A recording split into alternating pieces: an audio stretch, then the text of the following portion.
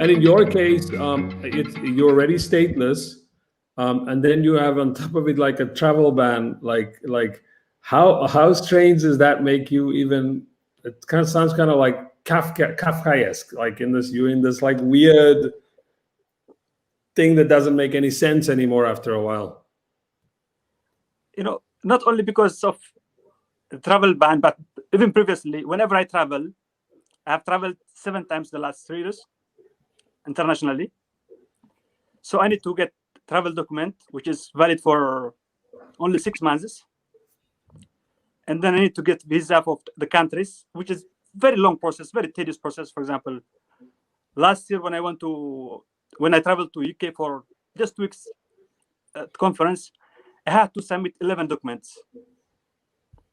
That's how I travel usually, with this kind of very tedious kind of visa application process, biometrics tests, interviews, and all this baggage. And the travel document takes like from 6 to 8 months to come. So you can never make plans. So there's one thing I'm kind of curious about. Because you're outspoken, I know that you're also like you're I think the chairman or chairperson of the PEN Eritrea. You write in Al Jazeera. People don't know it, but you write on Africa as a country. They should just Google. Does that make it worse for some? Because if you just kept your head down, like, I mean, how does that play into it? As somebody who's so outspoken, does that make things more, that makes it harder to be a refugee and to be stateless? If you just kept your head down and, I don't know, like blended in or something, it makes it much harder. Yeah, back home, I feel it because I can write whatever I want. I can travel freely, and now I thought I came to a free country where I could write whatever I want, where I could travel freely. But I'm denied of these 2 things, basic things. So, for example, since I also openly criticize Trump, my friends would say, why don't you just keep quiet? Why do you need to write against Trump? Why do you need to criticize the American system? Why can't you just keep your mouth shut? So whenever I travel, for example, internationally, and then when I return, sometimes they'll ask me to go to the waiting room or search room. And then I ask myself, okay, are they searching out online now? Would they get something that I wrote against Trump? Or, this kind of unsettlement feeling. Yeah.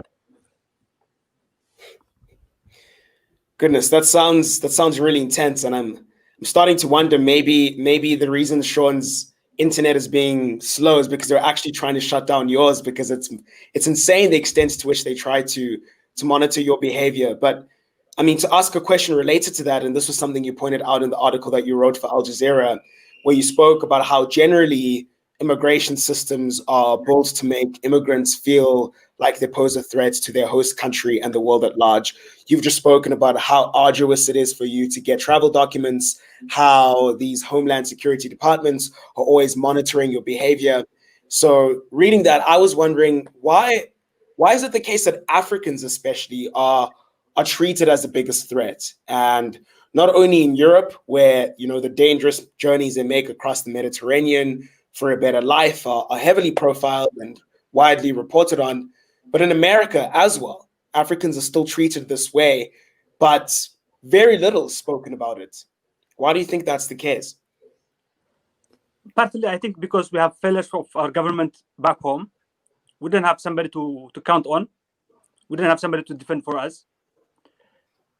And partly it's also emanates from this racist policy. For example, if you are Black, and especially if you are Muslim, say, you'll have another layer of scrutiny.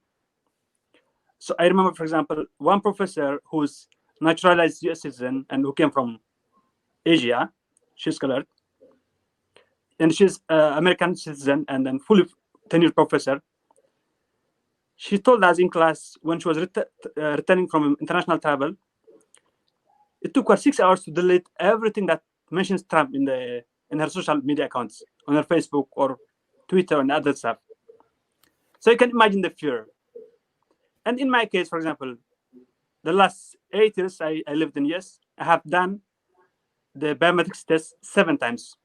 So every time I want to apply for travel document, I have to do the fingerprint, and they have to make sure that I'm still clean or whatever they search. And there's this constant baggage that as if I'm offending somebody. And the fact that, for example, when I was applying for visa for green card, I was asked to do the syphilis and gonorrhea test. So you can imagine, I lived there before that. I lived near for the last 3 years, but only when I was applying for permanent resident card, I was asked to do the syphilis test. So it's as if I'm kind of, every refugees are either burden or they have some kind of, some disease. I mean, that room you mentioned earlier, I remember that room where when you come in and then the officer takes your document and then they tell you to follow them. Like it's like it became like a pattern. And then I go to this little room and I would sit there for up to like 2 hours, sometimes 3 hours. Then they give you back your document, and then they just sort of say, if you say like, can I ask what the reason is? They say, just go. Like, we're not going to tell you. And actually, just anecdotally, I actually ended up in that room one time with Yuma Sekela and Thandizwa Mazwai. These are like very well-known South African musicians. And I was like, they're in this room too.